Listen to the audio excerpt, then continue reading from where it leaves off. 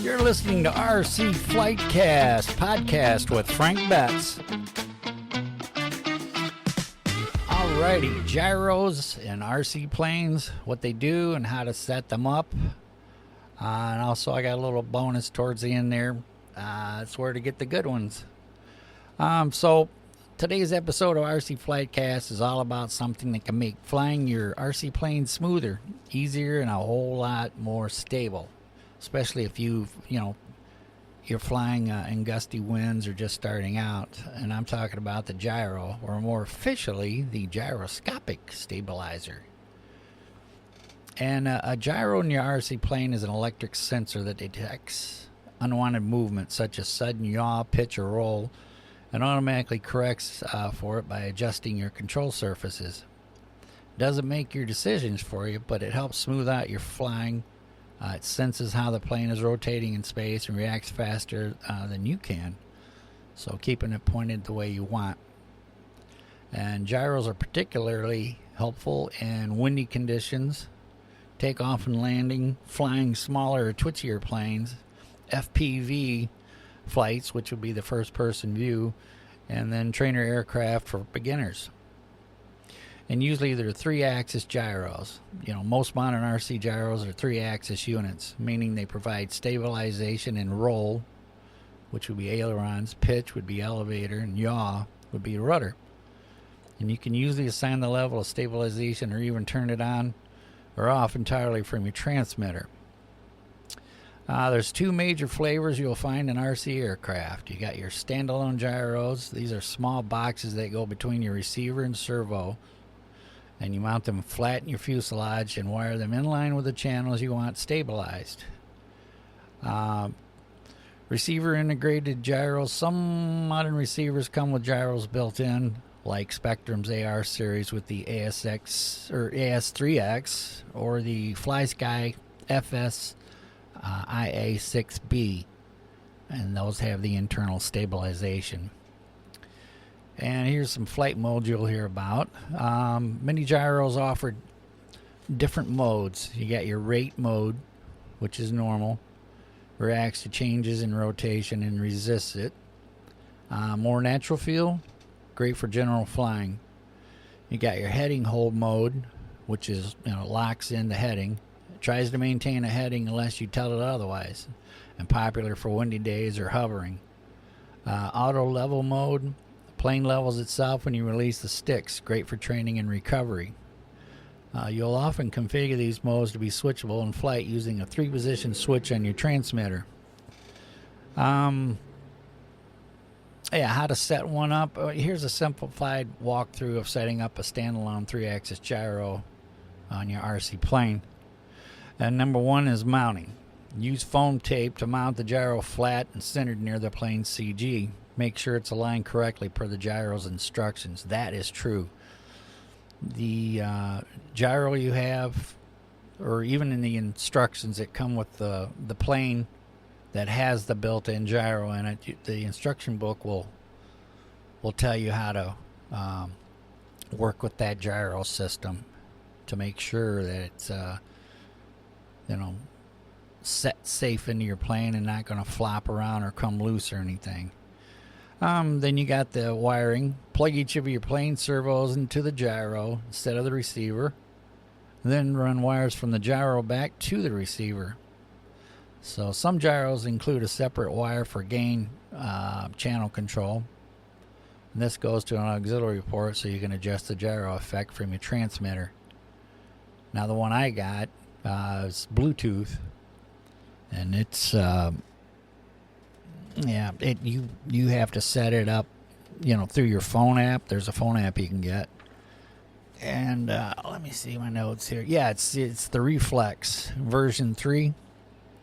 And that one you can get on your phone, get it near the gyro, the Reflex, in your plane there, and you can set sensitivities or other things about it, and then save it, and then go about your business. But so that's how that works on that one. Okay, you got the number 3 is the direction checking. and power up the plane and tilt it gently. Watch the control surfaces. They should deflect opposite the direction of movement. And if they move the wrong way, go into the gyro settings to reverse that axis. It's pretty creepy looking when that thing is armed and you're sitting or standing there holding your plane and you tilt it one direction or the other. Those servos, control surfaces, will counteract that so that it either levels it or keeps it level, puts it on track. It's pretty interesting how that works out. But number 4 is the gain tuning on it. So set your gyro gain low at first, around 20 to 30% on a typical transmitter auxiliary channel, which I don't have the luxury of. That's why I mentioned the app on my phone to control mine through Bluetooth. Cruise it slowly until you notice oscillation. The plane starts wiggling on its own. Then back it off a bit. Yeah, you don't want it too sensitive because it'll get all jiggly and stuff. Not good. And then number 5, you get the flight testing. And on your maiden, take it up high, flip the gyro on, test each mode, get a feel for how it stabilizes and how they operate. Yeah, so, just typical thing here. If you're running a 3D printed jet like the PTI Kyle Scout or the de Havilland Vampire, a gyro can hugely improve their stability on maiden flights. I know that firsthand because I built the de Havilland Vampire through my 3D printer. It was my first one. And it was tail heavy, and so I had to add a lot of weight to the nose, which means the plane was a little on the heavy side for the little 50 millimeter EDF motor I had in it. And I went to throw it, and it took off, pitched over to the left, and dropped straight down.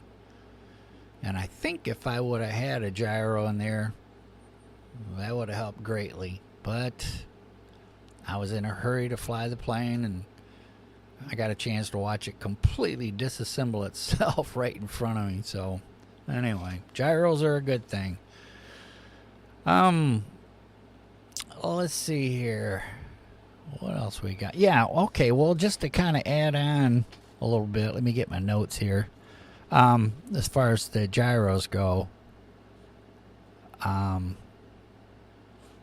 yeah, I got the FMS 1200 Ranger and the 1300 millimeter PA-18 Super Cub that has the Reflex version 3, and mine was plug and play, which means I had to put my own receiver in there in my battery and then supply my own transmitter. And but both of those have that Reflex. That's what FMS calls it, Reflex version 3. And the functions on that are, it has 3 flight modes which are available. You have your stabilized, your optimized, or your manual mode. And this is controlled with a 2-position or 3-position switch on the transmitter. Most transmitters have 3-position. And that's what I got on mine. Mine's a little $60 Fly Sky transmitter that I've been using while my Futaba was in getting some work done on it. But yeah, usually you'll find a 3-position switch on your transmitter. But the middle position of the 3-position switch defaults to manual mode, which is off. And when assigned to a 2-position switch, the Reflex system switches between stabilized and optimized modes.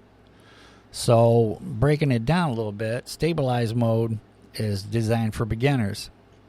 This mode reduces the sensitivity of the aircraft by limiting control surface angles, completely eliminating rolls and yaws caused by operational error, as in you, the pilot.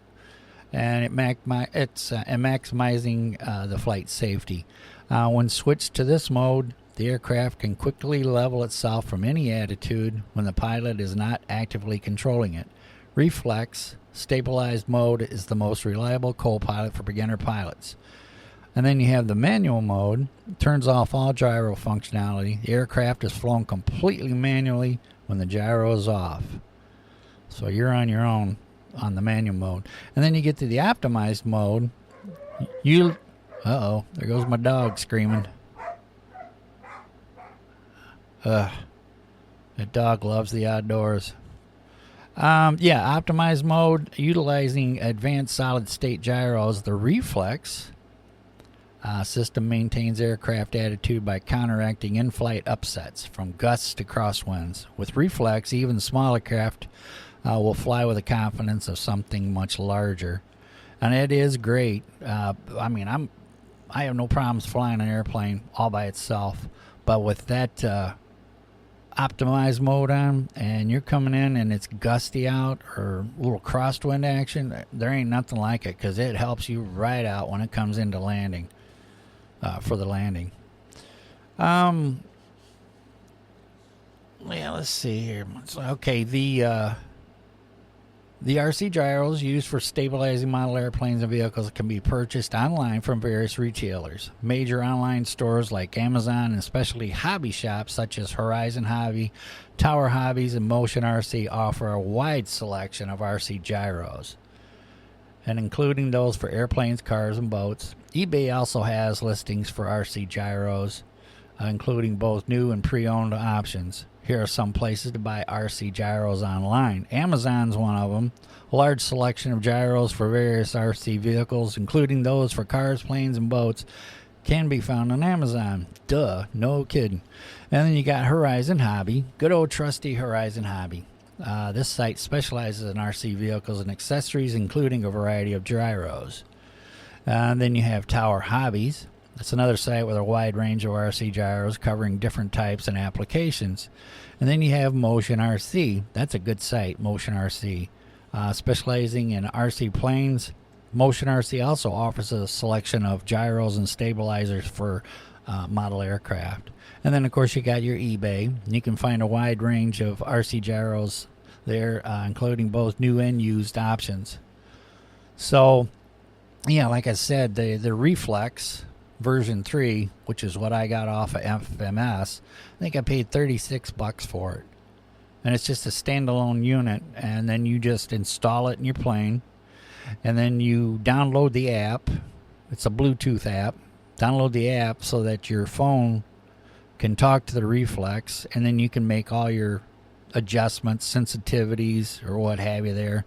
It even has presets for a boatload of airplanes, and then you can even add your own plane. I mean, if that's not listed, and then you can set that up yourself. So, like I said, just get online, read the manuals, check out the YouTube videos. Just a world of information on there. I'm just trying to get people pointed in the right direction.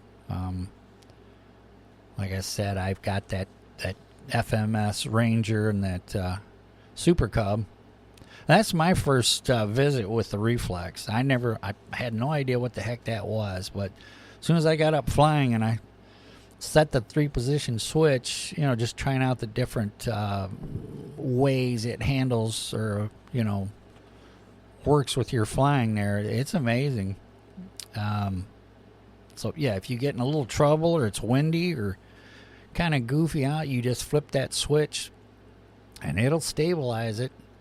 And then when you're coming in for a landing, even on a windy day or, wind's whipping around or whatever, as long as you're pointing it towards the runway, just drop the throttle and let that thing sink on its own, and it'll keep itself level. Same thing with taking off. Just give it the throttle, make sure it's pointing in the right direction, and that thing will take off on a nice smooth angle, and you can just go around and be lazy about flying. Or if you want to cut loose, turn the thing off and that plane will be wild and free. So, all right, well, hey, that concludes this episode of RC Flightcast podcast. I do appreciate the emails I get. Messages are always nice. I get suggestions and ideas. So I do appreciate it, and hope everybody subscribes and keeps an eye on this. It looks like I'm building up a little bit of people watching these videos, but you got to start somewhere, right? So anyway, we'll see you later.